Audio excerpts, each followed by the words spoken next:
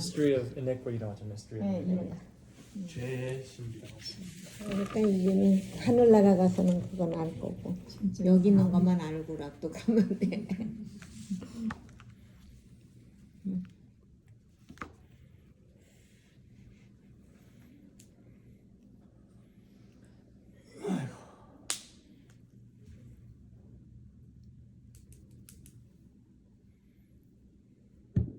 I really should bring my camera and set it up here.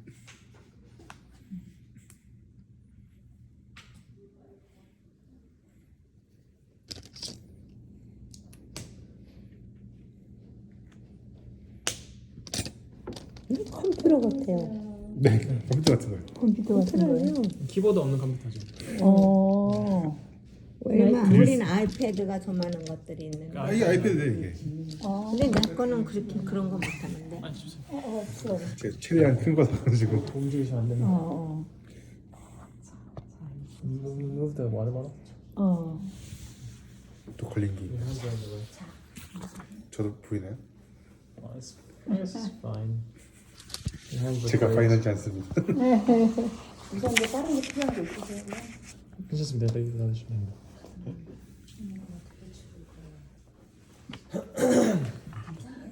네, 기도를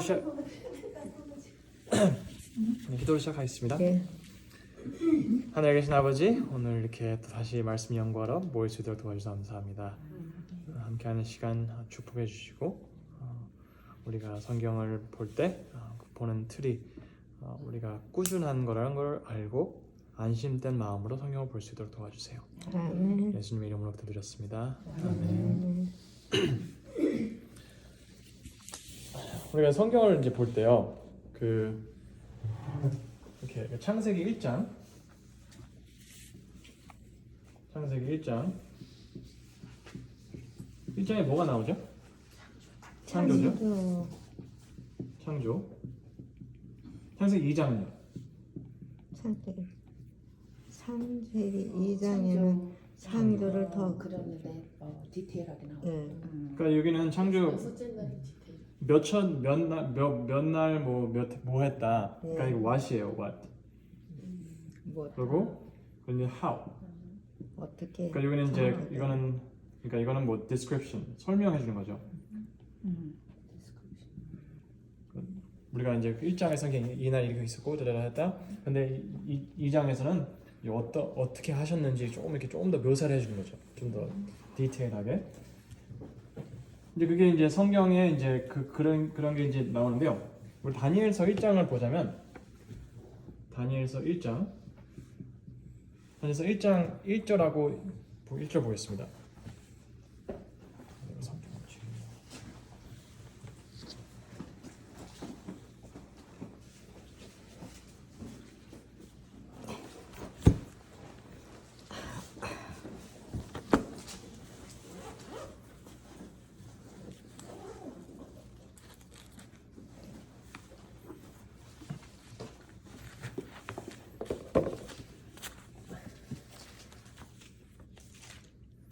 일장입니다 1장 1절부터 1절하고 2절입니다. 읽어주시겠습니까?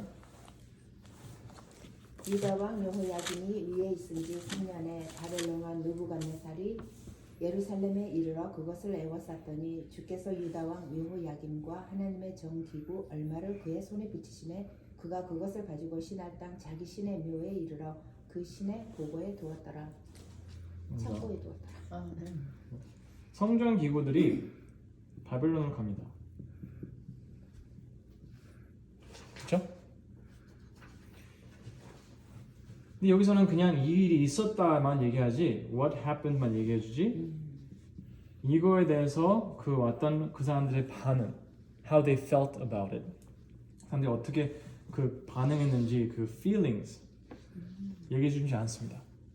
바로 3장에서 그냥 3절에서 1장 3절에서 그냥 거기서 이제 다니엘이라는 사람의 다니엘을 소개해줘요. 그렇죠? 근데 여기서는 그냥 무슨 일이 있는지 얘기해주지 그 사람들이 어떤 반응이 있었는지 얘기해주지 않습니다. 하지만 우리 창세기 1장과 2장을 비교해봤던 것처럼 우리가 다니엘서 1장을 사무엘 상 4장과 비교해 보면 좀 더 깊은 뜻을 찾을 수가 있습니다. 사무엘상 4장 보겠습니다. 사무엘상 4장입니다. 그러니까 뭐 급하게 설명해 드리자면 그 사무엘상 4장에 블레셋과 싸움이 있는데 거기서 져요. 이스라엘 백성들 져서 그 답답한 마음으로 성전 기구인 그 법궤를 빼앗겨. 법궤 사무엘. 네. whatever 법궤 네 법궤. 이렇게. 법궤를 뺏깁니다. 뺏겨요. 그리고 이제 그러면 굉장히 비슷하잖아요. 그러니까 바벨론에 싸워서 져서 성전 기구가 바벨론에 가는 것처럼 이 사람들도 뺏겨서 이게 블레셋 사람들에 갑니다. 그렇죠? 그러면 여기서는 what만 얘기해 주는 게 아니고 그 사람들이 그걸 통해서 어떤 반응이 어떤 기분이 어떤지 얘기를 해줘요. 그럼 여기서 보면 그 5장 19절 보겠습니다. 19절부터 21절입니다. 22절. 19절부터 22절입니다. 사무엘상 19절부터 22절. 없는 5장. 사무엘상 5장이 오장. 없는데요. 19장 없어요. 4장 19절. 4장 4장. 4장 19절. 예, 19절서부터 22절. 네. 읽어보겠습니다. 누가 읽어주시겠습니까? 그의 며느리 비느하스의 아내가 잉태하여 산기가 가까웠더니 하나님의 궤 빼앗긴 것과 그 사부와 남편의 죽은 소문을 듣고 갑자기 아파서 몸을 구부려 해산하고 죽어갈 때에 곁에 섰던 여인들이 그에게 이르되 두려워 말라 내가 아들을 낳았다 하되 그가 대답지 아니하며 관념치도 아니하고 이르기를 영광이 이스라엘에게서 떠났다 하고 아이 이름을 이보가시라 하였으니 하나님이 걔가 빼앗겼고 그 시부와 남편이 죽었음을 인함이며 또 이르기를 하나님의 걔를 빼앗겼으므로 영광이 이스라엘에서 떠났다고 하였더라. 감사합니다. 이 사무엘상 4장에서는요. 그 사람들의 느낌을 볼 수가 있어요. 어떤 그런 반응, right? 굉장히 부정적이에요. 굉장히 슬퍼요. 마음이 찢어지는 거예요, 그냥. 왜냐면 법궤가 뺏겼기 때문에 모든 걸 잃었다는 거예요. 하나님이 떠나셨다. 그렇죠? 그러면 우리가 다니엘서 1장부터 쭉 봤을 때 우리가 오늘은 함께 그 5장까지 볼 건데요. 다니엘서 1장부터 5장에 그 사람들의 그 경험은 그 마음의 그런 기분, 그 상황에 대한 반응은 이랬을 거라는 거죠. 그렇죠? 모든 하나님께 우리 떠나셨다. 하나님은 죽었다 이거야. 왜냐면 우리를 지켜주실 거라고 믿었는데 예루살렘 우리가 하나님의 도시라고 믿었던 예루살렘이 망하고 그 성전은 무너지고 그 모든 기구들이 뺏겼다는 거예요. 그러기에 우리가 다니엘서를 읽을 때 하나님을 믿고 의지하는 사람은 다니엘과 세 친구들밖에 없는 거예요. 나머지들은 그냥 다 포기를 했어. 하나님 안 계신데 하나님 영광 떠났는데 우리 굳이 뭐 하나님에 대해서 따질 게 있냐 이거예요. 하지만 반대로 다니엘서 1장에 다니엘은 뭘 갖고 목숨을 걸죠? 음식으로 갈고 목숨을 겁니다. 이게 무슨 뜻이냐면 하나님께서 레위기와 신명기에 정확히 어딘지는 말씀드리지 못했는데 신명기에 너네가 포로된 곳에서 나를 회개를 하고 나를 다시 붙잡으면 근데 율법을 다시 지키면 나와 있어요. 그럼 내가 너희들을 회복시켜 주겠다. 막 약속하셨어요. 그러면 무슨 뜻이냐면 다른 사람들은 다 성전 예루살렘 망하고 성전이 무너지고 성전 기구들을 뺏겼을 때 하나님은 죽었다 생각을 한 거예요. 포기를 한 거죠 완전히. 그러면 그 마지막 그러니까 자기들의 잘못으로 인한 결과 그 포로 생활 모든 게 무너지는 그것을 봤을 때 그거를 예언하신 하나님께서 그 다음의 약속도 이루어질 거라 믿지 못했던 거예요. 근데 다니엘은 음식을 갖고 목숨을 거는 것은 이 약속을 믿었다는 거예요. 그렇죠? 그러기에 그 율법에 있는 음식을 갖고 문제를 삼는 거예요. 왜냐하면 만약에 내일 아니면 내일 모레 하나님께서 진짜 기적적으로 우리를 해방시켜 주신다면 약속하신 대로, 그러면 나는 그때에 나는 하나님의 율법을 지키는 사람들 중에 한 명으로 하나님께서 보시길 바란다는 거예요. 그렇죠? 그 다음에 다니엘서 2장 합니다. 다니엘서 2장에 다니엘이 그 꿈을 해석해요. 그렇죠? 꿈을 해석하는데 꿈을 해석하기 전에도 하는 말이 있어요. 저기 하나님이 저 하늘에 저 위에 하나님이 계시다 이거예요. 근데 웃긴 게 느부갓네살 왕이 누구예요? 느부갓네살 왕이 그 바벨론 왕이잖아요. 근데 바벨론 왕이 예루살렘도 때려 부셨고 성전도 부셨고 성전 기구도 다 가져간 사람이에요. 그러면 그냥 딱 보이는 걸 봤을 때는 그 왕이 이스라엘의 종교를 완전히 무너뜨려 버린 사람이에요. 그런 사람에게 아직 하나님은 살아계시다 얘기를 하는 거예요. 그러고 나서 끝에 하는 말이 그냥 살아계신 것이 아니고 온 우주를 통치하시는 분이라는 거예요. 근데 그거는 이거 완전 미친 짓이에요. 말이 안 되는 거예요. 그리고 다니엘 3장에 그 풀무불 이야기했잖아요. 풀무불. 그 왕이 그들에게 묻습니다. 어떤 신이 너를 내 손아귀에서 구할 수 있겠냐 물어봅니다. 그렇죠? 풀무불에 들어가기 전에. 근데 거기서 벌써 생각해 보면 거기서 그 자리에 있던 사람들 중에서 그들만이 이스라엘 사람들이 아니었다는 거죠. 다른 사람도 있었을 거예요, 충분히. 왜냐면 그 많이 데려온 사람들 중에 3명이 다니엘과 세 친구들이라고 했으니까. 그렇죠? 근데 다른 사람은 다 무릎을 꿇고 경배를 합니다. 뭐냐? 자기가 봤을 때는 이거 굳이 문제 삼을 필요가 없으니까. 어차피 다 무너진 성전, 그리고 성전 기구 뺏긴 하나님을 대신해서 내가 목숨 걸 필요가 없잖아요. 근데 다니엘 세 친구들은 목숨을 걸고 풀무불로 들어갑니다. 뭐냐? 분명히 다른 신을 섬기지 말라고 했으니까. 이거 셋 다 미친 짓이에요. 하나님이 살아계시지 안다고 믿지 않았다면, 살아계시다 믿지 않았다면. 근데 이 사람들이 이렇게 살았기에, 그렇죠? 이렇게 살았기에 다니엘서 4장에 느부갓네살 왕이 개종을 합니다.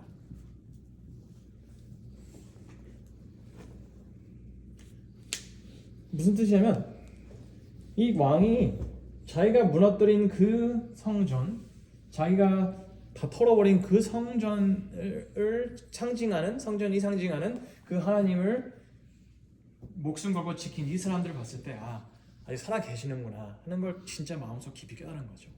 개인적 경험도 하고. 그러니까 제가 이제 목회를 하면서 전도를 하는 걸 굉장히 좋아하는데, 전도하는 게 굉장히 힘든 이유가 뭐냐면 저희 아버지 때만 해도 교인분들이 목숨을 걸고 안식을 지키셨어요. 그렇죠?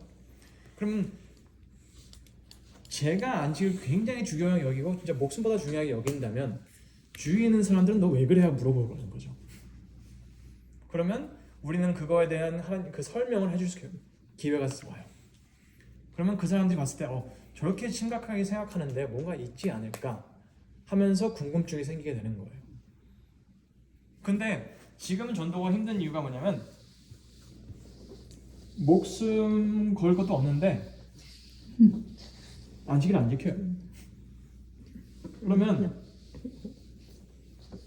사람들이 전도할 수가 없어요.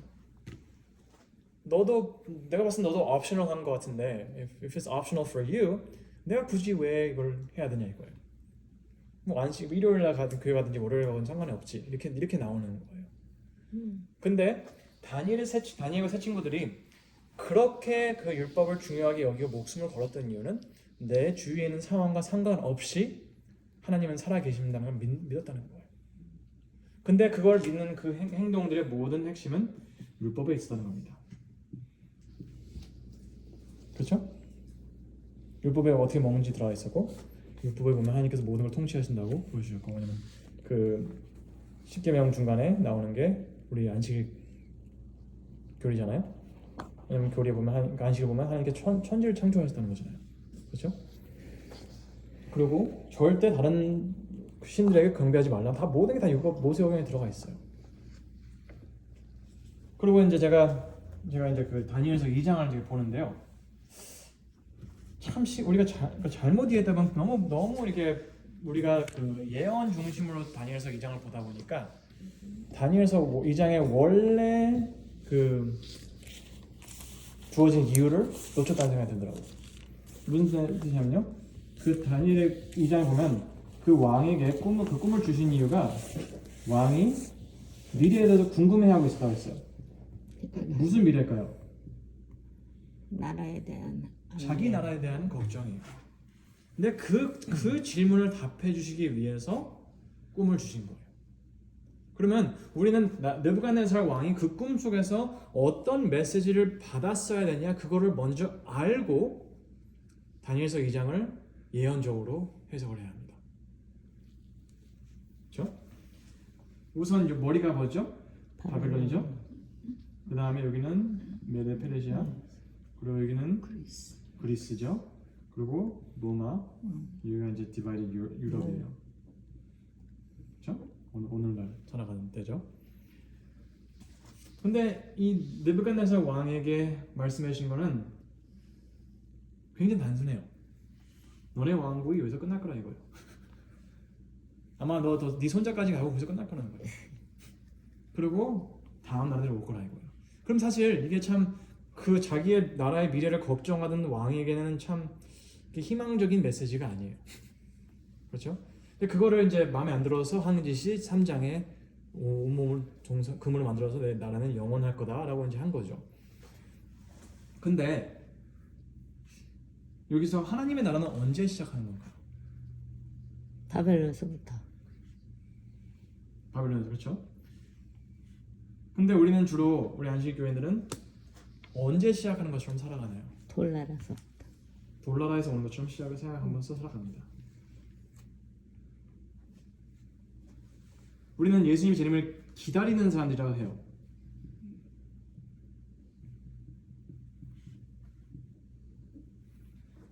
그렇죠? 뭐 틀린 말은 아니죠. 기다리라고 했으니까 기다려야죠. 근데 성경에서 그 다니엘서 2장 보면 분명히 하나님께서는 하나님의 나라는 여기서 시작하는 것이 아닌, 그리고 예수님이 오셔서 로마 시대 때 시작된 것이 아닌 이 열왕들의 시대 때라고 하셨어요. 근데 이 열왕이라는 말은 사실 잘못된 말이에요. 왜냐면 열왕의 10명 같이 얘기를 해서 그래서 여기 이제 발꼬리 10개라고 생각할 수 있는데 그냥 왕들의 때라는 거예요. 그럼 무슨 뜻이냐면 이 왕들의 때라는 거예요. 그러면 여기서부터 벌써 예적부터 하나님 왕국을 지어오시고 계신다는 거예요. 그러면 느부갓네살 왕의 한 말이 뭐냐면 당신은 이 끊어질 나라에 목숨 걸지 말고 여기로 넘어오라 이거예요. 하나님 나라로 넘어가라. 하나님이 지금 짓고 계시는 왜냐면 말하는 게 뭐냐면 다 망할 거라는 거예요. 쫙 다 망할 건데 이 하나님의 나라는 영원할 거라는 거예요. 영원. 근데 그 왕이 원했던 것은 영원한 나라였어요. 그렇죠? 그러면 근데 당신 나라는 영원하지 못할 거라 분명히 얘기를 하는 거예요. 뚜렷하게. 그리고 하나님의 나라, 영원한 나라로 들어오라 이거예요. 하나님이 그래서 이제 근데 3장에는 2장에 그렇게 그 말 듣고 하나님이 니네 하나님 좀 굉장하시구나 하고 3장에는 그 말을 안 들은 것처럼 해요. 왜냐? 그는 머리만 금으로 하는 게 아니고 전체를 금으로 해서 아니다 내 나라는 영원할 거다 하고 얘기를 하는 거 자부심 갖는 거예요. 근데 4장에 그는 깨지고 그 넘어와요. 하는 말이 하면서 넘어오는 말이 뭐냐면 하나님께서는 하늘에서 우주를 통치하신다고 받아들이고 그 경험 속에서 넘어왔음을 보여줍니다. 그렇죠? 그게 다니엘서 2장의 메시지입니다. 넘어와라 이겁니다. 그리고 그거의 성취가 4장이에요. 근데 우리가 어느 나라 사람이냐에 따라서 우리가 어느 나라 사람이냐를 정하는 거는 우리가 어느 나라를 좋아해서가 아니고 어느 나라의 법을 따르냐예요. 그렇죠? 율법과 바벨론의 법이 있었습니다. 바벨론의 법. 그러면 다니엘과 세 친구들은 정해야 돼요. 내가 율법을 지킬 것이냐, 아니면 바벨론에 지금 있는 그 법을 지킬 것이냐. 그들은 다 이걸 선택했습니다. 그리고 다시 다니엘서 6장에 메데 페르시아 법을 지킬 것이냐, 하느님의 법을 지킬 거냐. 근데 이걸 선택하고 목숨을 걸었어요. 왜냐하면 다니엘과 세 친구들은 이 나라는 언젠가는 끝날 걸 알았어요. 바벨론도 끝나고 메데 페르시아 끝나고 다 끝날 거 아니까 나는 여기다가 진짜 지는 투자를 하는 것이 아닌 나는 영원할 거라는 하나님의 약속을 믿고 여기다 투자를 하겠다는 거예요. 율법을 믿겠다는 거예요.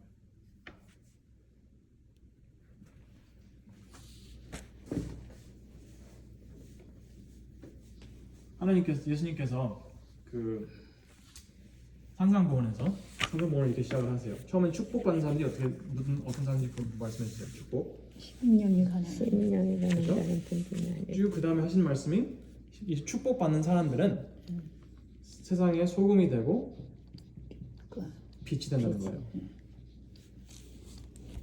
그렇죠? 그리고 그 다음에 하시는 말씀이 내가 율법을 뭐 하라고 하시죠?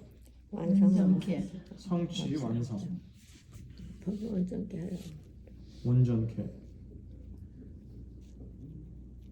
네, 제 이름이 온전전입니다. 근데 이제 그래서 온전케 하는 게 무슨지 말씀해 주시고 그 다음에 율법을 설명을 해주세요.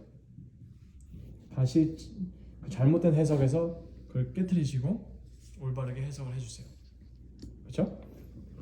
그 다음에 나오는 게 그거를 이제 그 제대로 된 율법의 해석을 이해하고 받아들이고 살아가는 사람들의 모습은 그 의로운 일을 할 때, 그렇죠? 의로운 일을 할 때 막 보이려고 막 하는 것이 아닌 아주 개인적으로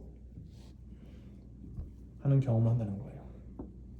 근데 그걸로 인해서 이제 다른 사람들이 이제 그 도움 받는다는 거죠. 근데 그러니까 율법을 통해서 율법을 제대로 이해하는 사람들은 이제 하나님께서 의로운 일을 할 때 뭐 기도를 하거나 사람들을 도와주거나 뭐 금식을 하나 할 때 동네방네 퍼뜨리는 것이 아닌 하나님과 나와의 관계로 진짜 굉장히 솔직해진다는 거죠. 이게 나와 하나님의 관계지 사람들이 알 필요 없다는 거죠. 근데 왜냐면 예수님께서 이거를 잘못 이해한 바리새인들이 하는 삶이 이렇게 안 사는 거였다는 거죠. 그리고 이제 그 6장에 오셔서는 그다음에 이제 그 걱정하지 말라는 말씀하세요. 걱정하지 말라. 뭐에 대해서 걱정하지 말라고 했죠? 내일 먹을 것과 먹는 것, 입는 것. 네? 예. 입는 것, 사는 거. 뭐 사는 것. 그 뭐 내일에 대해서 걱정하지 말고 말씀하세요. 그러니까 뭐 따지고 보면 뭐 의식주로 들어가겠죠. 그렇죠? 하나님께서는 이걸 걱정하지 말라고 하세요. 근데 뭐 이걸 위해서 일을 하지 말라는 건 아니죠. 뭐 다 돈을 벌어야 되고 다 뭐 돈이 있어야지 뭐 옷도 입고 음식도 먹고 집도 지키는 거죠. 근데 이거를 걱정하지 말라고 했어요. 이것만 갖고 이걸 향해 뛰어가지 말라고 했어요. 왜냐? 이거는 믿지 않는 사람들이 살기 때문이라는 거예요. 그렇죠? 이방인들이 하는. 이방인들이죠. 그 사람들은 율법을 모르는 사람들이에요.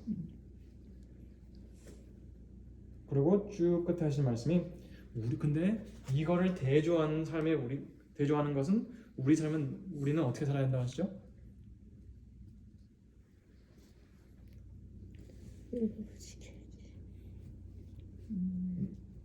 너희는 먼저 그 나라와 그의 그 나라와 나라 그의 너희를 나라와 구하라. 의. 이를 구하라. 나라의 의와 의를 구하라고 하셨어요. 그러면 이게 잘못된 게 아니고 이거보다 먼저 찾아야 되는 게 이거라는 거예요. 그렇죠? 이게 먼저예요. 먼저. 그러면 우리가 하나님의 나라를 찾는 것은 그 나라의 법을 아는 거예요. 그렇죠? 그 나라에 대해서 알아가는 건 먼저 그 나라를 찾으라는 것은 그 나라의 법을 알으라는 거예요. 알아야지 내가 그 나라의 사람인지 아닌지 알 수가 있는 거잖아요. 그리고 의도 율법에서 나옵니다. 그러면 이 예수님께서 오셔서 쭉 하신 말씀의 끝에 말씀은 율법을 먼저 찾아라 이겁니다. 그리고 끝에 가서 쭉 가서 이제 제가 뭐 요약한다면 나중 가서는 이 반석과 모래를 대조하십니다. 무슨 뜻이냐면 이 말씀을 듣고 행동으로 옮긴 사람은 반석 위에 짓는 것이고 듣고도 행동으로 옮기지 않은 사람은 모래 위에 졌다고 했어요. 그래서 화이트님께서는 우리가 성경에 다른 것이 없더라 하더라도 이 산상보호만 있어도 우리가 구원받을 수 있다고 말씀하셨습니다. 그러면 반석 위에 집을 짓는 방법은 이 하나님의 예수님께서 율법을 이제 어떻게 하셨는지 어떻게 완전케 하셨는지 이제 우리가 이해하는 거고, 그리고 하나님의 제대로 된 율법을 예수님의 제대로 된 율법의 설명을 받아들인다면 우리는 이런 삶을 살 거고 우리는 이런 거에 걱정하지 않는 삶을 사는 것입니다. 근데 이런 거를 걱정하지 않는 사람들은 어떻게 사냐고요? 빛과 소금처럼 삽니다. 왜냐하면 빛과 소금은 신기한 게 뭐냐면 영향을 안 받아요. 영향? 네. 우리가 찌개에다가 소금을 넣을 때 막 그 찌개가 소금의 맛을 바꿀 거라 생각하지 않잖아요. 그렇죠? 소금이 그 맛을. 그리고 우리가 불을 킬 때 방에 불을 켜면 막 밖에가 깜깜해진다고 걱정하시나요? 안 그렇잖아요. 그러면 빛은 이 어두움에 대한 아무런 영향을 받지 않고 소금도 다른 어떤 음식의 영향도 받지가 않습니다. 반대로 더 영향을 주는 것들이에요. 어둠을 깨트리고 맛을 바꾸는 게 소금의 이 책임입니다. 이게 다니엘과 세 친구들의 삶이었어요. 그들이 바벨론에 살면서 이 빛과 소금이 됐을 수도 있던 이유는 그들이 먼저 그의 나라와 그의 일을 구했던 것입니다.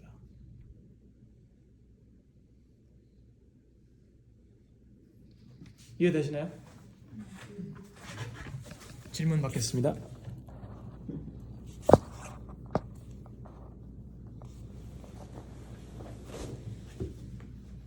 저는요 이렇게 저 남편은 저 남편은 그렇게 얘기해요. 제가 먹은 거를 너무 잘 먹은지 뱃속이 지금 너무 아파요. 숟가락이 있으세요? 조금 먹었는데. 이제 조금 먹었는데. 이게 궁합이 안 맞는 목사님, 내가 막 네. 아까 그 법계에 대해서 말씀하셨는데요. 네. 그때 그 법계에도 그 십계명 불판하고 그다음에 그 지팡이와 항아리가 같이 들어 있었나요? 그렇죠. 그렇겠죠. 근데 출애굽을 읽어보면 출애굽에서는 분명히 두 돌판만 그 법계 안으로 들어가고 그 쌍난 지팡이하고 항아리는 앞에다 두라고 얘기를 해요. 그래서 그렇죠. 그게 어떻게 묘사가 되는 건지 밖에 앞인지 아니면 안쪽이 앞인지. 그렇죠.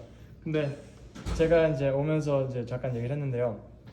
우리가 그 다른 과제들을 이해하려고 할 때 뭐 영어는 이제 케미스트리 화학이죠. 케미스트리를 이해하려고 할 때 이제 그 주기율표. 주기율표 주기율표를 이제 외우잖아요. 이걸 외우는데 우리가 이 케미스트리를 이해하려면 이거를 이해하려고 하면 안 됩니다. 복잡해져요. 근데 우리 주기율표는 그냥 무조건 받아들이고 나아가서 이것들이 조합, 어떤 조합이 되고 어떤 조합이 안 되는 것을 알아가면서 우리는 이거를 우리 삶에 적용할 수가 있습니다. 그렇죠? 그러니까 이거를 외운 상태에서 이걸 조합해서 어느 게 삶에 도움이 되고, 그래서 그 NaCl, 소디움 클로라이드, 이게 이렇게 되면 조합이 되잖아요. 그러면 이게 소금이 돼요. 그러면 이거를 우리 삶에 쓸 수가 있어요. 그렇죠? 근데 우리는 이거를 이해하려고 이게 왜 힐륨이 먼저 가지? 하고 이제 그러고 이제 그러고 뭐 나중에 뭐 하이드로겐 어디 가지? 막 왜 여기 있지? 이게 왜 이게 뭐 이러다가 이걸 조합을 보지 못하는 거예요. 그래서 저는 사실 그 성경도 이 주기율표가 그저 모세오경이에요.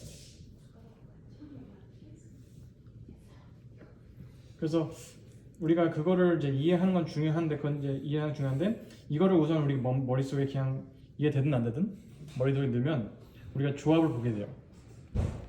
조합을 보게 되고, 왜냐면 이게 모세오경의 해석은 우리가 하는 게 아니잖아요. 그렇죠? 해석은 역사책이 해줘요. 역사책이 해주고, 그리고 지혜책이 해주고, 그리고 선지자서가 해주고, 그리고 복음서가 해줍니다. 그러면 저도 이제 사람들이 이제 그거 물어보더라고요. 그 법궤 안에 십계명이 들어가 있고 겉에 그 다른 나머지 모세오경 다른 겉에 있다. 근데 그렇게 얘기하면서 이게 영어로는 against라고 해요. against you라고 해요. witness against you. 그렇게 해서 이 밖에 있는 율법은 우리를 대항한 거고, 우리를 대항하고 있는 거고, 우리가 필요한 거는 이 안에 있는 거다. 이렇게 얘기를 많이 사람들이 해요. 근데 이 witness against라는 게 우리를 대적하는 것이 아니고, 그러니까 이게 너네가 이쪽으로 가든 저쪽으로 가든 옆에서 말해줄 거라는 거죠. 그러니까 내가 잘못하면 얘기해주는. 그러니까 witness against you 하면 너 앞에 서 있다는 거예요. 내가 옆에 있고 계속 너를 지적해줄 거라는 거죠. 잘못한 거 있으면. 그렇기 때문에 우리가 이 그림 자체가 모세오경 전체예요. 그래서 우리가 이게 안에 있냐 밖에 있냐 그거 따지다가 이거가 어떻게 역사책에서 적용이 되는지 놓치는 거예요. 이해되시나요? 그래서 저는 이게 이제 중요한데 이거에 대한 이해는 읽고 또 읽고 하면서 풀이 된다는 거죠, 머릿속에서. 근데 이게 풀이 안 되시면 절대 이 역사책도 이해하실 수가 없고 복음서는 진짜 절대 이해 못 하십니다. 그러면 예수님을 알 수 있는 유일한 기회를 놓치게 되는 거예요.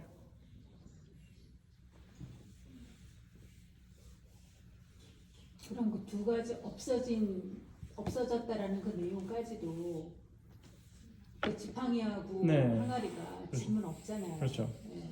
뭐 돌판은 어딘가에 묻혀져 있겠지만. 그럼 지금 말씀하신 그 기록도 그것도 기록에 다 남아 있으니 그렇죠. 그거 읽어봐야만. 그렇죠. 왜냐하면 그 항아리에 있던 그 만나도 네. 그 상징이 뭐냐면 우리를 위해서 provide 해주시는 하나님을 얘기하는 거잖아요. 그러면 그 얘기도 모세오경 안에 들어 있습니다. 그리고 그 지팡이는 싹튼 지팡이는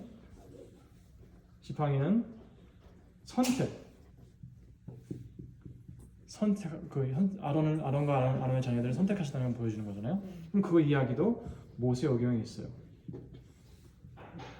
그리고 십계명은 하나님의 율법의 핵심이에요.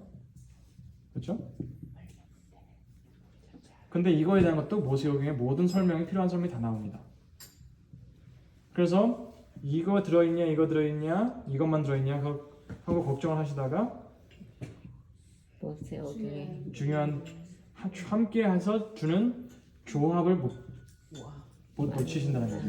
쌍난 집행이 그렇죠? 십계명.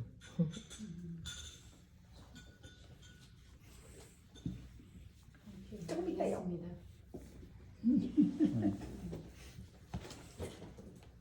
그러니까 뭐 위치가 중요한 건 아니고 그렇죠. 뭐 있다 없다가 중요한 게 아니고 어차피 처음부터 있었으니까 그렇죠. 그거에 대한 의미가 하나님께서 왜냐면 우리가 모세오경을 이해하는 것보다 그냥 머릿속에 그냥 빡빡이 박아놓으면 역사책에서 그걸 어떻게 하냐에 따라서 다 다르다는 걸 볼 수가 있어요. 그리고 나중 가서 그거를 한탄하는 게 지혜책이라는 걸 우리는 깨닫고, 그리고 지혜책 그다음에 선지자들이 왜 그렇게 얘기했는지 알 수 있고, 그리고 예수님께서 어떻게 그거를 성취해 주셨는지 우리가 알 수가 있는 거예요. 근데 우리가 이거를 제대로 깨닫지 못하면 아무런 그 베네핏을 얻을 수가 없어요. 왜냐하면 모세오경의 모든 필요한 해석은 다 해줘요. 그러니까 그렇기 때문에 우리가 이거를 이해하려고 막 절절 보고 그러다 보는 우리가 필요한 그 이해력을 다 놓치는 게 되는 거예요. 그렇게 되더라고요. 네. 그리고 만약 이거 잘 모르고 그냥 가면 우리는 여기서 이게 무슨 찬양에 대한 거다 하고 앉아 있어요. 근데 찬양이 있는데 찬양에 대한 책은 아닙니다. 이게 죄에 대한 한탄의 끝에 나의 유일한 희망은 예수님이다, 하나님이다 하고 그렇게 찬양하는 거지, 삶이 너무 좋아서 찬양하는 건 아니에요. 그리고 전도서가 우리가 이제 전도서에서 모든 게 헛되다 하잖아요. 근데 우리는 이 모세오경을 제대로 모르면 굳이 진짜 다 헛되냐, 그러고 다 헛되진 않아, 그러고 앉아 있어요. 왜냐면 우리는 먹는 것 빨리 어디 살지 생각해봐야 되고, 뭘 먹어야 될지 생각하고, 뭘 입어야 될지 중요하다 이거예요. 근데 중요한 거는 그렇기 때문에 근데 우리가 이 헛되다는 것 자체를 우리가 놓치는 거는 우리가 솔로몬이 무슨 말을 하는지 모른다는 거예요. 그리고 역사책을 모른다는 겁니다. 그리고 모세오경도 모르죠. 그러면 우리가 이 전도서에서 얘기하는 그 모든 것이 헛되다는 그 마음을, 그 말씀을 완전 팍 받아들이지 못한다면 우리는 사람의 본분이 뭔지 놓친다는 것입니다. 사람의 본분은 뭐라고 했어요? 하나님을 경외하고 율법을 지키는 거라고 했어요. 근데 우리가 이 말씀을 이해 못하면 우리는 사람의 본분도 이해를 하지 못합니다. 그러면 사람의 본분을 여기서 이해를 못한다면 여기서 계시록 14장을 이해할 수가 없습니다. 왜냐하면 하나님을 경외하고 율법을 지켜라. 왜냐하면 심판이 올 거다. 근데 계시록 14장에서는 하나님을 경외하고 경배하라. 왜냐? 심판이 왔다 이거예요. 근데 그거를 긍정적으로 받는 사람들은 다 율법을 사랑한다고 했어요. 14장 12절에. 네. 그러면 우리는 전도서의 메시지, 전도서 하고 싶어하는 말, 모든 것이 헛되다, 사람의 본분으로 돌아가야 된다. 왜냐? 심판이 올 거기 때문에 이 메시지를 제대로 받아들인 사람들은 계시록 14장에 오는 심판을 아주 기쁘게 받아들일 것입니다. 근데 우리는 그러니까 이걸 제대로 모르니까 사실 전도서의 이 지혜책도 어떻게 이해할지 모르고 선지자서는 진짜 너무 복잡해 보입니다. 깜깜해요. 말씀하신 내용들을 먼저 그렇게 알아야 되는 게 기본인데도 불구하고 그걸 알기 위해서 어떤 모임이나 그런 과정을 통해서 공부에 들어가다 보면 조금 전에 말씀드린 그런 걸 가지고 디테일하게 설명에 들어가요. 그렇죠. 그럼 그게 거꾸로 정말 중요성으로 바뀌어버리는 거예요. 그걸 그렇죠. 알지 못하면 뜻과 모든 것을 모른다라는 식으로 이게 전개가 돼버리니까 그렇죠. 헷갈리더라고요. 그렇죠. 저도 그렇게 컸습니다. 저도 그렇게 컸는데 제가 이제 그 성경을 저는 이제 킹 제임스 성경이었어요. 그래서 처음 시작한 게 킹 제임스니까 뭐 이해가 되겠습니까? 근데 교수님께서 저한테 그러시더라고요. 성경을 읽을 때 성경 이해하려고 할 때 이해 안 되는 게 있으면 그거 갖고 붙잡고 있지 말라 이거예요. 왜냐하면 때가 되면 하나님께서 가르쳐 주실 거다. 그러면 왜냐하면 내가 창세기 1장 뭐 5장에서 내가 이해 안 된 것이 하나님은 진짜 기적적으로 뭐 사사기 7장에서 깨닫게 해주실 거라는 거죠. 왜냐하면 여기서 이해 안 된 것들이 쭉 가면서 나도 모르게 머릿속에 정리가 되면서 딱 여기 갔는데 이게 답이었구나 하는 걸 깨닫는 거죠. 그러니까 교수님 저한테 그렇게 말씀하시더라고요. 그냥 계속 그냥 가라 이거예요. 가면 하나님 때가 있으면 하나님께서 알려 주실 거다. 그러니까 우리가 하나님의 나라에 들어가는 게 하나님의 나라.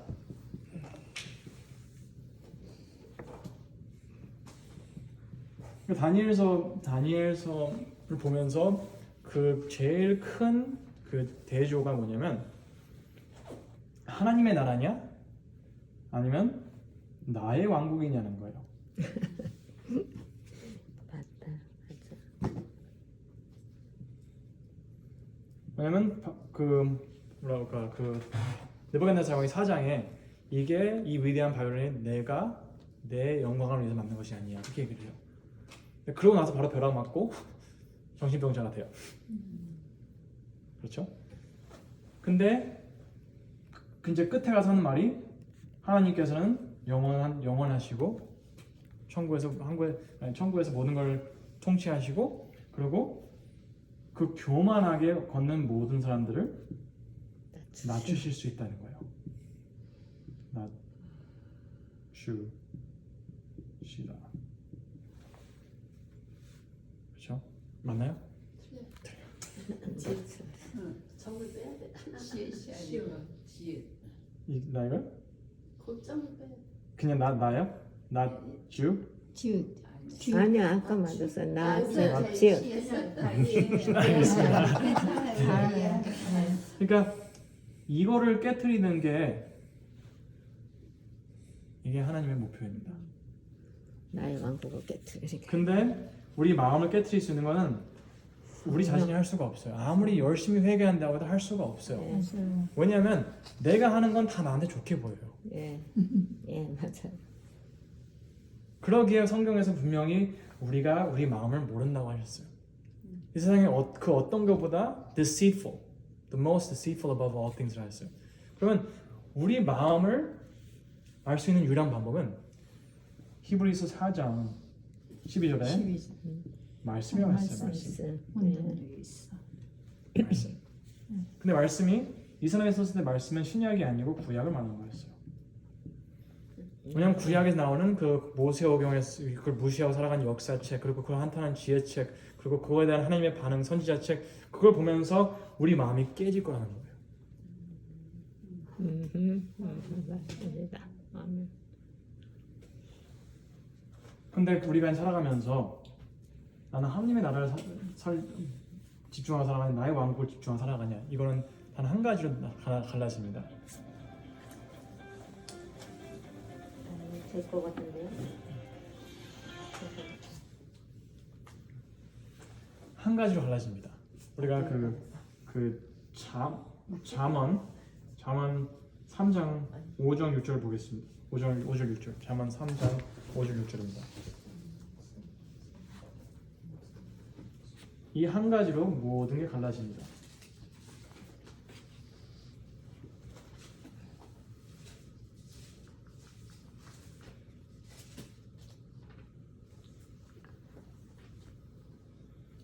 한번 읽어주시겠습니까? 잠언 3장 5절. 네.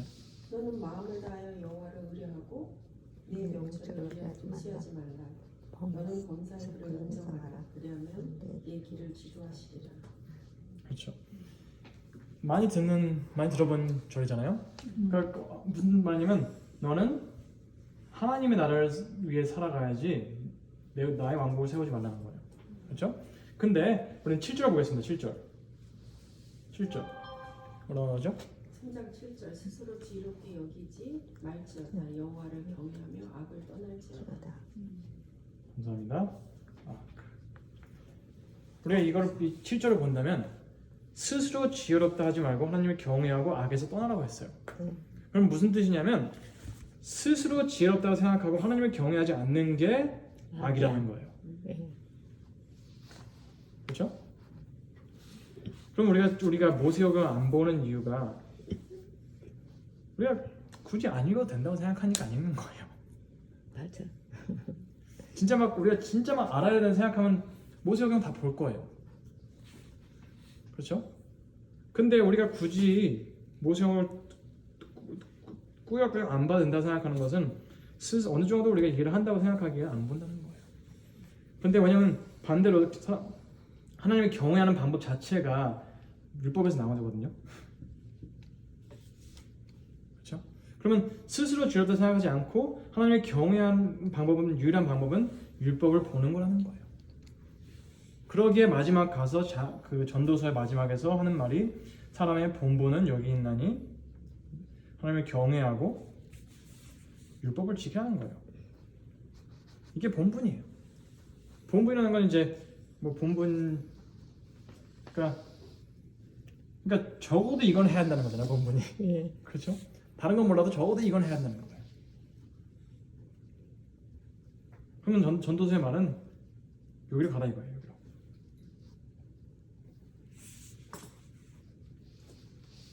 줄어드나요? 우리가 아까 그 구약 성경을 보면 제가 잠깐 저번에 말씀드리긴 했지만 구약 성경을 봤을 때 모세오경 다음에 역사는 갈라집니다. 사사기에 사는 사람들 그리고 룻기 그들이 각자 보기에 만들어 살았다 했어요. 그리고 반대로 룻기는 하나님 율법의 모든 걸 맡겼어요. 그렇죠? 그리고 이제 뭐 엘리 제사장 있고 그걸 이제 반대로 한 사람이 사무엘. 그리고 이제 사울 왕이 오죠. 사울 왕이 오고 그리고 다윗 왕이 와요. 그리고 나중에는 쭉 내려가다가 이제 뭐 이스라엘 나오고 유다 나옵니다. 그리고 나중 가서는 그 적그리스도가 나와요. 그렇죠? 그리고 반대로 한 사람들이 성도들이에요. 그렇죠?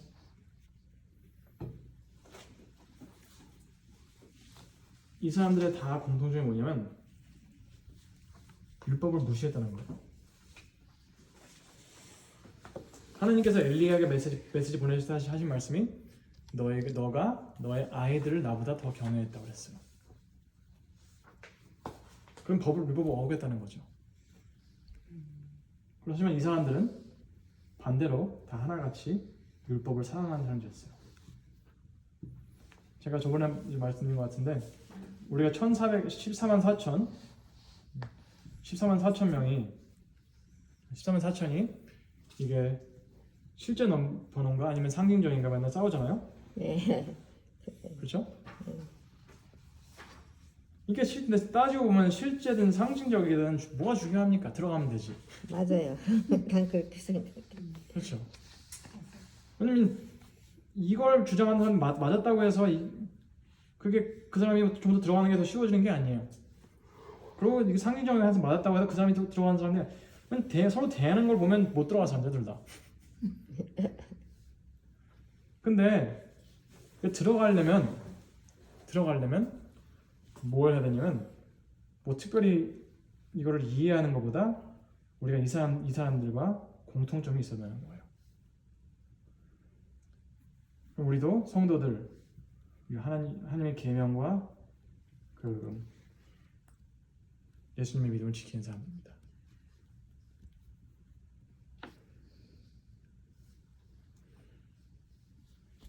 화이트님께서 그렇게 말씀하셨어요. Many will be lost while hoping and desiring to be Christians.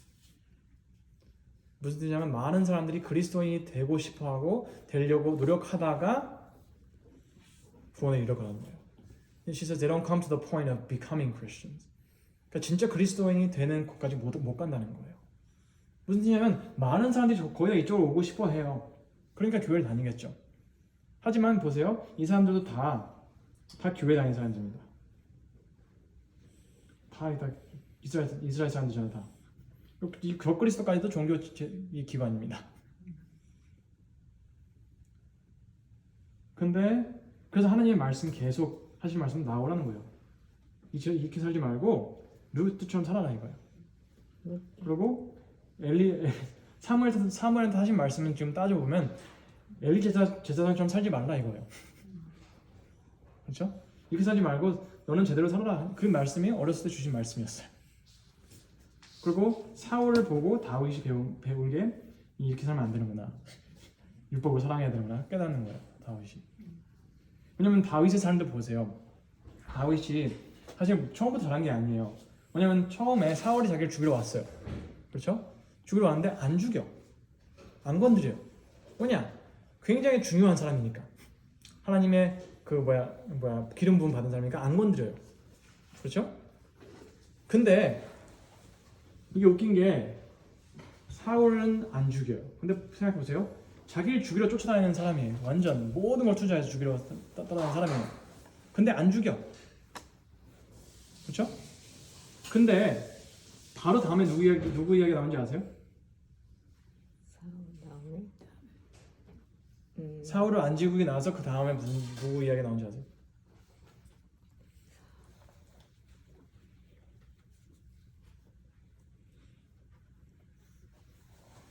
나발 얘기 나옵니다. 나발. 나발. 바로 다음에 나와요. 사울을 안 죽인 다음에 바로 다음 얘기가 나발 이야기예요. 근데 그러니까 이 사람은 다윗을 죽이러 혈안이 된 사람이에요. 그렇죠? 죽이러 모든 걸 투자한 사람이에요. 근데 이 중요한 사람이기에 안 건드립니다. 그렇죠? 하지만 나발은 사실 다윗은 잘못한 게 없어요. 그저 달라는 거 안 줬다는 거예요. 그렇죠? 근데 그거에 대한 다윗의 반응은 뭡니까? 나발만 죽이는 것이 아니고 그 집안에 있는 모든 남자들 다 씨를 끊어버리겠다는 거예요. 예. 웃긴 거예요. 자기 죽이러 온 사람은 안 건드리고, 그렇죠? 예. 자기한테 자기 기분 상하겠다고 이 사람만 죽이는 것이 아니라 이스라엘 집안 모든 뭘 써한다는 거예요.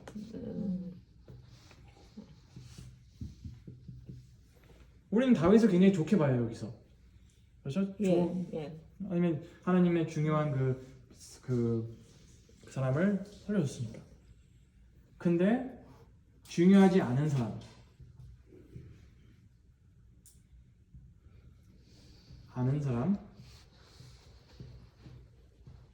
아는 사람은 가차없이 죽여버릴 생각을 합니다. 무슨 뜻이냐면 다윗이 이때에는 하나님의 율법 아래 우리 모두가 동등하다는 것을 잊어버린 거예요. 중요한 사람은 아무리 자기한테 못해도 잘해주고 중요하지 않은 사람은 그저 내 기분 상하겠다고 완전 몰살하고 가는 거예요. 그래서 여기서 오는 사람이 누구냐면 아비게일이 와요. 와서 하는 말이 뭐냐면 당신은 하나님의 전쟁만 싸우세요 얘기를 해요. 하나님의 싸움만 하세요. 이걸로 인해서 당신이 왕이 됐을 때 당신의 과거를 문제가 없게 하라는 거예요. 무슨 뜻이냐면 왕이 될 사람은 이런 일을 너그럽게 봐야 한다는 거예요. 그래서 이제 다윗이 내가 잘못했구나 동등하게 봐야 되는 걸 그냥 배워요. 그리고 나중 가서 시므이가 그를 욕할 때 놔두라고 해요. 네. 아니 저 하나님께서 저 사람한테 날 욕하라고 했으면 내가 뭐 어떻게 하겠냐 이거예요. 그러니까 이 다윗이 율법을 배우면서 사실 다윗도 이렇게 갈 가능성이 많았어요. 가본 적도 있고. 하지만 다윗이 계속해서 이 자리에 계속 있었던 이유는 이 삶 속에서 율법을 사랑했었고 그리고 이런 배움을 경험했던 것입니다. 그리고 다윗도 그때 아비게일 말을 들으면서 후회를 해요. 내가 큰 잘못을 했었구나. 그리고 당신이 굉장히 지혜롭다 얘기를 해요. 그럼 우리는 이쪽에 있어야 돼요. 이쪽에. 구원받는 걸 떠나서 생각해보세요. 우리가 이 사람들이 그러니까 율법을 지킴으로써 그 사람들이 구원받는 것이 아니고 이 사람들 통해서 구원이 옵니다. 이스라엘이 필요했던 거는 왕이었어요. 좋은 왕. 룻을 통해서 그가 율법을 지키고 함으로써 그가 다윗이 생깁니다. 그래서 이스라엘 나라를 구원하게 되죠. 그리고 사무엘이 열심히 함으로써 다윗을 또 돕고 지켜 세우고 그리고 나중에서 유다가 그러니까 쭉 이어짐으로써 유다를 통해서 누가 나오죠? 예수님이 나오십니다. 그러니까 율법을 지키는 그 결과는 항상 나만의 구원이 아닌 다른 사람들의 구원에도 영향이 간다는 거예요. 그러니까 제가 말씀드린 것처럼 우리가 안식일을 열심히 지키면 그거에 대해서 사람들이 궁금증이 생기고 전도할 수 있는 게 훨씬 쉬워진다는 거예요. 그 과정은 힘들 수 있더라도. 그래서 그 다니엘이 목숨 걸고 음식을 따지고 하느님을 경배를 하고 우상숭배하지 않았을 때 그거를 보고 그들이 율법을 사랑하고 지킴으로써 느부갓네살 왕이 구원을 얻는다는 것입니다. 하나님께서 이스라엘에게 율법을 주신 이유는 그들이 율법을 지킴으로써 그 결과들을 경험하고 함으로써 주위에 있는 사람들이 와 어떻게 하나님과 저렇게 가까울 수 있을까라고 궁금하게 여기를 바랬던 거예요. 그러기에 신명기 4장인 것 같아요. 신명기 4장인가? 7장인가? 4장?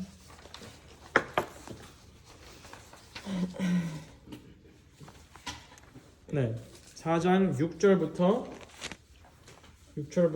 7절입니다. 6절 7절 읽어주시겠습니까? 너희는 지켜 행하라. 그리하면 율법 앞에 나을 지혜요 너희의 지식이라. 그들이 이 모든 규례를 듣고 이르기를 이 큰 나라 사람은 과연 지혜와 지식이 있는 백성이로다 하리라. 우리 하나님 여호와께서 우리가 그에게 기도할 때마다 우리에게 가까이 하심같이 그 신에 가까이 함을 얻은 나라가 어디 있느냐. 감사합니다. 그러니까 그 모세가 하는 말이 뭐냐면 우리가 율법을 지켜야 된다는 거예요. 지켜야 되는 이유가 우리가 율법을 지킴으로써 다른 사람들이 우리를 볼 때 와 어떻게 저런 나라가 있을지 하는 거예요. 근데 그게 막 우리가 그 이스라엘만 나라가 막 굉장히 막 강대국이 돼서가 또 그럴 수도 있었겠지만 그거보다 더 중요한 거는 하나님과 가까운 사람들이라고 하셨어요. 가까운 모습을 봤어요. 가까운 것을 보고 나도 저렇게 하고 싶어라는 것입니다. 근데 우리가 율법을 멀리하고는 하나님과 가까운 삶을 살 수가 없는 것입니다. 이 사람들 보세요. 다 이스라엘 사람들이었어요.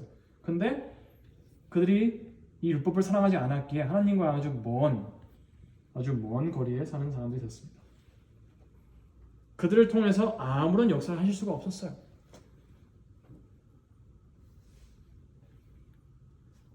이스라엘이 유다와 깨지고 나서 그냥 사실 진흙탕만 지나갑니다. 계속. 근데 거기다가도 이제 보내시는 게 엘리야죠. 그래서 살려주시려고.